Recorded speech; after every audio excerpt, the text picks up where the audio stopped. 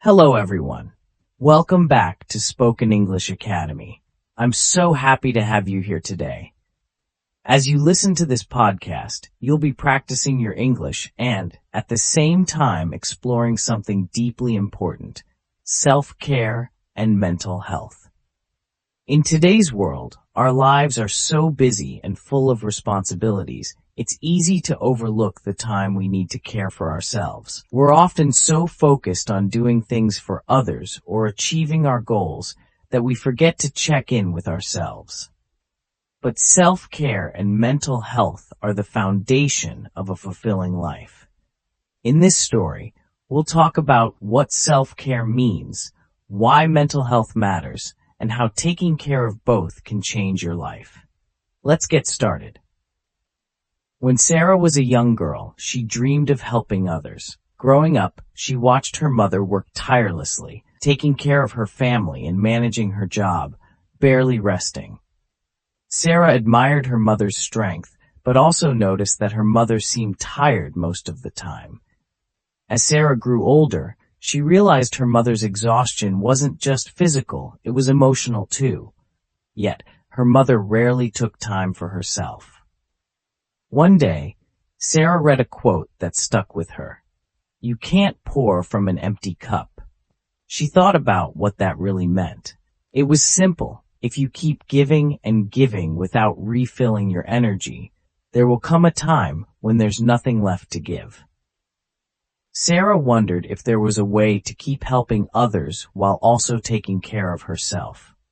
She realized this wasn't just a challenge for her, it was something many people face.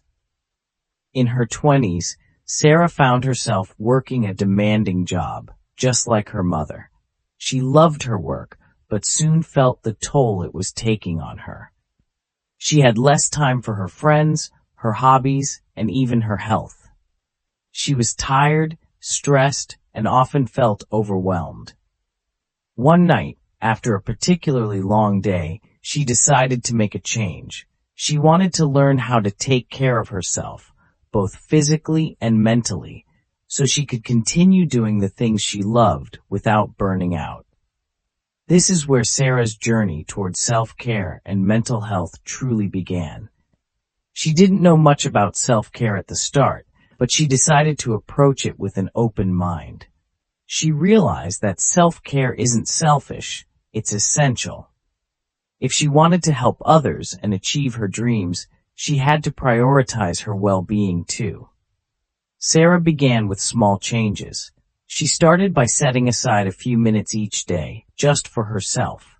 Sometimes she'd use that time to meditate, other times to read, or simply sit quietly and breathe. At first, it felt strange. She was so used to always being on the move that sitting still felt unnatural. But over time, she began to look forward to those moments of calm. It was her time to recharge. As she continued this practice, Sarah noticed something incredible. She was less stressed, more patient, and actually found herself enjoying her work more. She felt more connected to the people around her. Her mental health was improving, and the more she cared for herself, the more she could be there for others. This is one of the greatest truths of self-care and mental health. When we take care of ourselves, we can give our best to the world around us. And that, my friends, is the power of self-care and mental health. Remember, taking time for yourself isn't a luxury, it's a necessity. Self-care means different things for different people, and that's okay.